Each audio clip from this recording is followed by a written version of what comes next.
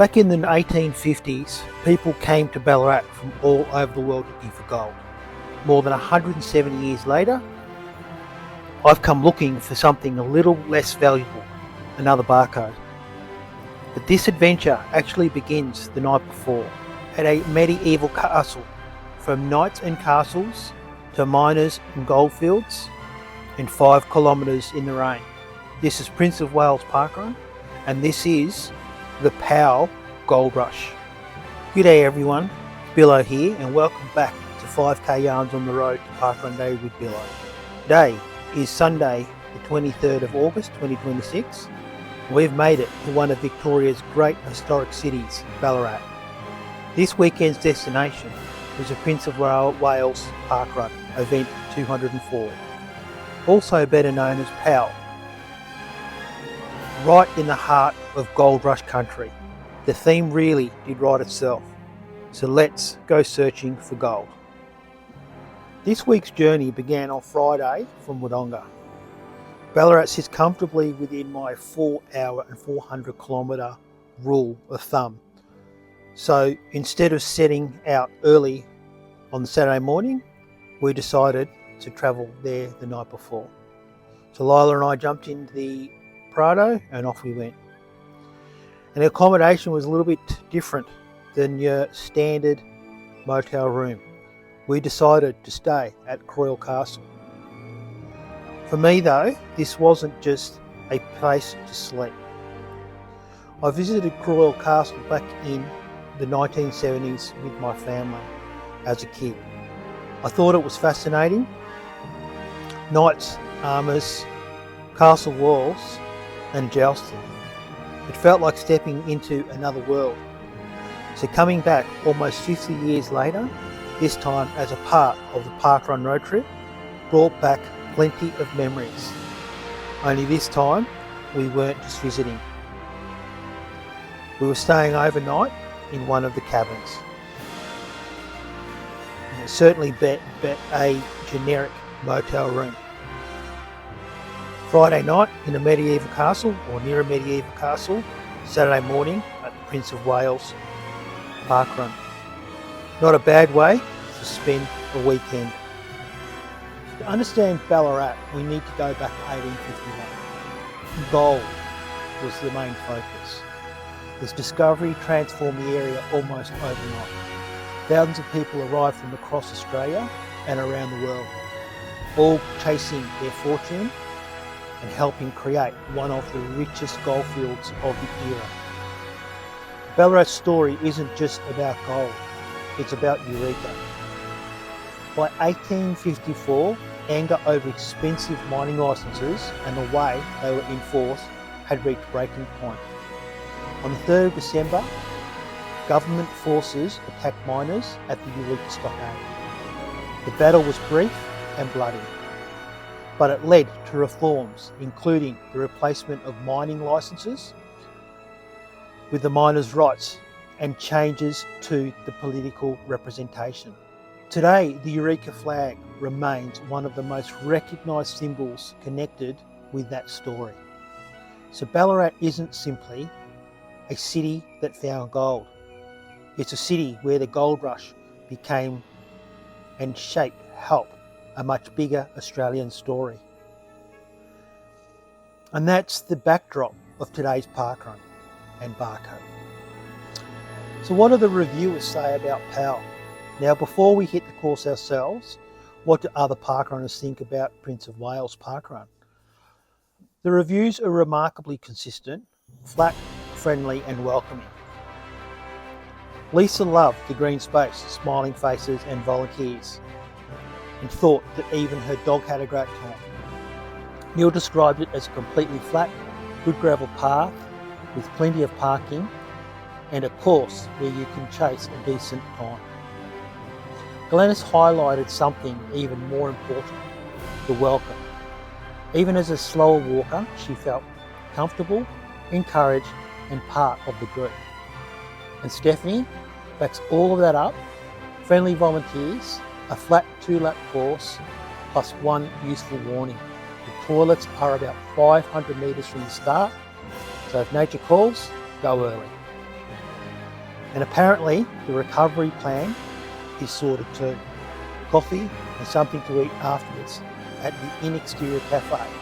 And we will get to that after we've attended parkrun. So the reviews painted a pretty clear picture. Flat course, great volunteers, friendly community. Prince of Wales might have a gold rush history, but judging by these reviews, the real gold here is the people. Now, Saturday morning at POW started before the start time of 8 AM. We left the accommodation at Kryal Castle and headed west around about 12 kilometres to then arrive at the Prince of Wales Park in Lake Gardens. So at 8 AM, Ballarat had delivered a light drizzle, which was not enough to soak us, but enough to make the gravel course a little more interesting. The volunteers were ready, the briefing was done, and the barcodes were ready to hand out. Now it was time to find out whether POW would live up to its reputation as a quick, straightforward course. Prince of Wales is a 2-lap C-shaped course on crushed, compacted gravel. It's relatively flat with around 23 metres of elevation gain. In dry conditions, it should be a quick and uncomplicated run. But after drizzle, the surface has changed. Water has collected in several areas, leaving some sections soft, spongy and occasionally boggy. Nothing technical, but enough for me to suggest a hybrid or a light trail running shoe in wet conditions. However, in dry conditions, a road going shoe should be perfectly fine and suitable. The main challenge isn't the elevation, it's the traffic. And what I mean by traffic, I mean participants. The course is used in both directions, and there are several narrow sections where runners and walkers regularly pass each other. So you need to keep left where possible, stay aware and give people a bit of room. Whether someone is running in 18 minutes or walking 58 minutes, we're all there to complete the same 5 kilometres. The second lap is exactly the same as the first. There are no major climbs, no complicated turns and no real surprises. Just 2 laps on gravel, a few patches and plenty of two-way traffic. Then it's all about crossing the finish line and getting the barcode scanned. And that would then mean that you've ticked the box on the Prince of Wales parkrun. Now my verdict on this course is that I think it's a runner's course. It's flat, it's straightforward and potentially quick when the surface is dry. As a walker though, it definitely wasn't one of my favourites. The narrow sections and constant two-way traffic meant I spent more time watching the people coming towards me and than enjoying the surroundings.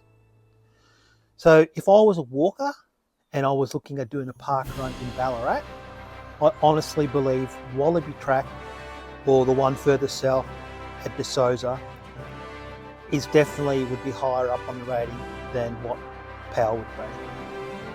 But for parkrun tourists, it's still worth experiencing it at least once. So in saying that, would I do it again? I would as a runner, but not as a walker. Now let's talk about the real gold. And if we're calling POW Gold Rush for what it is, here's where we found the real gold. Today's run director was Kryal Castle, who has volunteered an incredible and massive 444 times. That's an incredible contribution.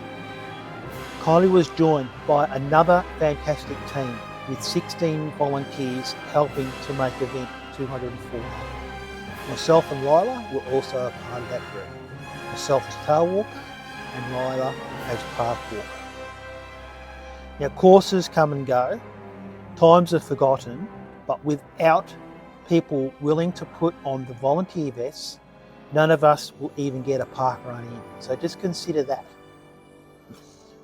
So Kylie, thank you to you and the entire team, particularly regulars, who put their hand up for for Prince of Wales Parkrun. Now that we've attended POW, we've completed the course, let's talk about the results. And the ledger, or gold ledger, was well and truly opened by 171 people who completed Prince of Wales Parkrun on event for 204. Now the first across the line was Henry Grant, setting a new PB for the course of 18 minutes and 33 seconds. And naturally, bringing it on the other end of the field was myself, finishing a time of 57 minutes and 10 seconds in 171st position, with a very impressive age grading of 26.65%. Now first and last, it's the same finish line. More importantly, Prince of Wales leaves me with the only two Victorian locations remaining to become statesman. So that is the next challenge for me. That statesman finish line is getting very, very close. Now that we've completed the 5 kilometres, now is another part of the parkrun experience, particularly as a traveller, and that is breakfast or brunch. And as mentioned earlier, our destination was the IneXterior Cafe in central Ballarat. It's a big, spacious place with an almost garage-style feel. And instead of my usual coffee, I thought I'd try something a little bit different. And I went with a beetroot chai. There's an image of it here. Now, pink coffee, yeah, that certainly screams, please have me. But in all honesty, you could actually taste the sweetness of the beetroot, but it was really more milky. And I guess the other part of that, of the decision, is would I have it again? I don't think I would. I'm quite partial to my normal dirty chai, but unfortunately, didn't seem that this particular exterior offered dirty chai as part of the offer. They had quite a large arrangement of different chais. So I just thought I would go for the craziest looking one, since, you know, that's what I like to do. Now, I am glad that I tried it, because I guess it's one of those things, if someone did say, did you try it? I can say, yes, I did. Now, for the main part with breakfast itself. Now, I had a Georgie's, which is really consisted of a smashed avocado, bacon, poached egg on sourdough. That was really quite nice and quite flavoursome, and actually good servings too. So again, look, I think the actual experience there at the cafe was good. Lila, she had a chai. I can't remember which one she had, but she had a chai. I think it was just vanilla chai actually. So just your standard vanilla chai, and then she had eggs Benedict. So if you are a person that must have an egg bacon style breakfast, as opposed to someone like my last visit, my last parkrun, which was at Cruikshank Park, their offering at the cafe there at this was completely different. So you go and check it out, IneXterior Cafe in central Ballarat. There is also many other cafe destinations you could try. The only thing that I would say that probably went against it is it is quite noisy, and when we were there was the time family there with young children hanging around. They do have a little play section in the corner there, so that would probably be the only negative I'd put in play there. Now if you're travelling to Ballarat from a distant place, and obviously accommodation is a must. We stayed at Kryal Castle, Big 4 in the cabins. They also have room accommodation within the walls of the castle. Not sure what they're like or what the views are like. However, there is another 5 options here, as you can see on the screen. So it would make sense to check them out. These have all been verified by Google Reviews, TripAdvisor and Bookings.com. They're definitely not my favourites, and I can't say they're my favourites because I haven't even stayed at any of them. So to be fair, the ratings are based on other people's experiences, as you can see on the screen.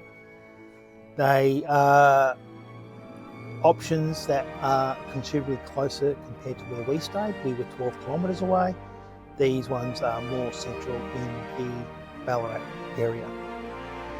Now, if you are travelling to Ballarat for parkrun, it seems a bit crazy just to scan your barcode and then go home. So there's plenty of things to go and do here in Ballarat. And 5 places that I would consider going visiting, and I didn't actually catch and go them this time, but I have been to them, some of them previously on previous trips to Ballarat. Sovereign Hill, so this is the obvious starting point if you want to experience the Ballarat Gold Rush story. And then you've got Eureka Centre. Now this is for the stockade, its legacy and the original Eureka flag. And then where we stayed at Kryal Castle, although as you've seen, it's definitely a good option for accommodation, particularly if you're coming from Melbourne too. It's on the Melbourne side of Ballarat. Another go-to feature is Lake Windaree and the Ballarat Botanical Gardens, which is definitely an ideal for a quieter stroll, and you can actually do a full lap of the lake. I think from memory it's 6 kilometres on the Steve Moneghetti Trail. Steve Moneghetti, as we all know, is a famous Australian marathon Olympian who resides in Ballarat and is still very actively involved in various marathons. I believe he's an ambassador for the Melbourne Marathon, but he's also right behind the Ballarat Marathon as well. And then of course we have got the Eureka Stockade Memorial Park, where you can walk through the landscape connected to the event of 1854. Now this makes an experience all about history, gold, garden, castles. There are also other things there that you can do as well. So there's easily enough here to turn one barcode into an entire weekend. We just stayed the night, so we headed back later on Saturday afternoon. We're obviously at home now. I'm recording this from home as we speak. And yeah, so it's definitely an enjoyable experience, and it's not a bad place to go to, even though it did rain. So what's the verdict, and what did I really think of Prince of Wales? Now for runners, and this is not going to bag out Prince of Wales, so if you are local of Prince of Wales, I completely understand your position. It's your parkrun. I get that, okay? But I purely just by observation, as you would have seen in the video, there are narrow sections. I honestly believe this is a good course for runners. If I wanted to run and come back, or it's not a matter of if, I'll come back again. But next time I think I'll have a crack at running it instead of walking it. I don't necessarily think it's one that's suitable for walkers, and I'll put it down to this, okay? There are 3 types of people that actively get involved as participants in parkrun, excluding volunteers. You're going to have the runners. They're generally the front runners, and I'm happy to be debated down, I'm happy to be shown evidence to be proven wrong, but I believe they're there about the time, they're about the speed, and they will have no hesitation in trying to squeeze you off the path and push you, in this case, onto the grass. And if it's wet, it's raining, you're obviously potentially going to either step into boggy puddles, or you're definitely going to get your feet wet. I don't think that's fair as a parkrun run participant. And I guess, even the argument around that, the purest of the name parkrun, it's running, it's for runners. Well, as you know, it's evolved into something far greater than runners. And if we want to have true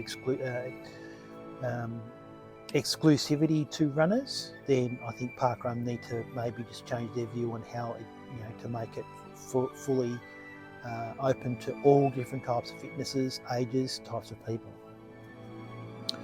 Now with this course, as I said, there are narrow sections which a part of the issue is the two-way traffic. And I think that's a pretty small number we had yesterday, 171. If you've got a situation where it's warmer weather, good turnouts, potentially something on within the area where you could have, I'm not sure what the maximum number is, but even if they're 250, 300 people, that's a lot of people on that section of the course. The actual course itself is, look, I think it's a good course. It's just not a walker's course. So if you were looking, and as I mentioned earlier on, looking at choosing a place where you wanted to go, I honestly believe Wallaby Track in Basoza would be a better option overall. Now, overall, the experience at Prince of Wales was good. I'd love to hear your feedback. If you've done Prince of Wales and you thought it was good, reviews tell one side of the story. Okay? The reviews, in some respect, aren't necessarily, and most of the ones I've read, don't give you the full picture of what people truly think. If this is your home, hey, defend it. I want you to come back to me and prove me wrong. I love to get me proved wrong, but I'm not always wrong, and I'll be the first to admit that. So yeah, I guess as I said, I wouldn't go there specifically if I was going to be a tail walker or a walker again. I'd go there definitely to try it as a runner. That's my take on the course. So where are we next week? So as I mentioned, I've only got 2 more Victorian parkrun locations in my events to become a Victorian statesman. So next week we'll be heading back to Melbourne. This will be my last Melbourne event, which is good. And I'll be attending Warringal Parklands Parkrun. Now, one thing that is famous for this area is it's a place connected to the Heidelberg School of Australian Art, but also a part of Melbourne with a very personal connection for me. So next week, tune in. We're swapping the goldfield for a canvas. So join me then. Thank you very much. So that is our POW Gold Rush edition of 5k yarns on the road to parkrun with BILLO. It consisted of a Friday night trip from Wodonga down to Ballarat, where I returned to Kryal Castle almost 50 years, and the other thing there is that it rained like a I remember that part of it vividly.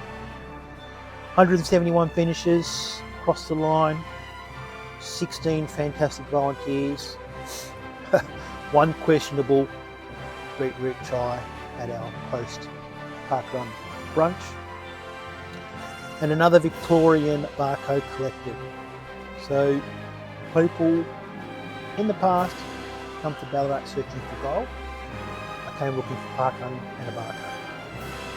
And once again, the best part turned out to be everything found around it as well, even though our main reason for going to these locations is purely to get that barcode. So if you've done, as I mentioned, Prince of Wales, let me know what your thoughts are in the comments. If you're a runner or a walker, again, give me your thoughts. How did you find the 2-way course?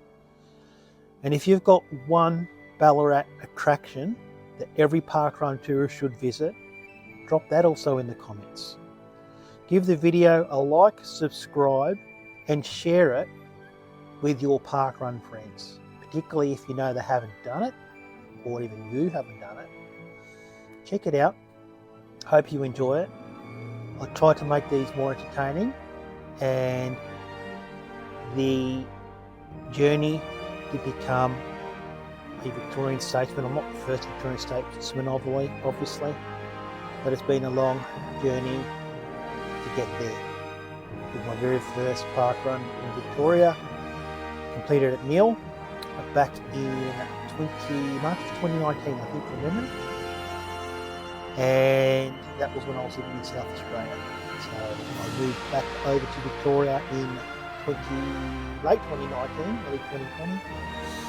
So since then, it's taken me almost 7 years to kick off 126 other locations. So stay tuned for the final one. That'll be coming up in a few weeks' time. So there's only 2 to go. I'm BILLO. This has been 5k yarns on the road to Parkrun Day with BILLO. The barcode, as I say, is always the beginning of the story.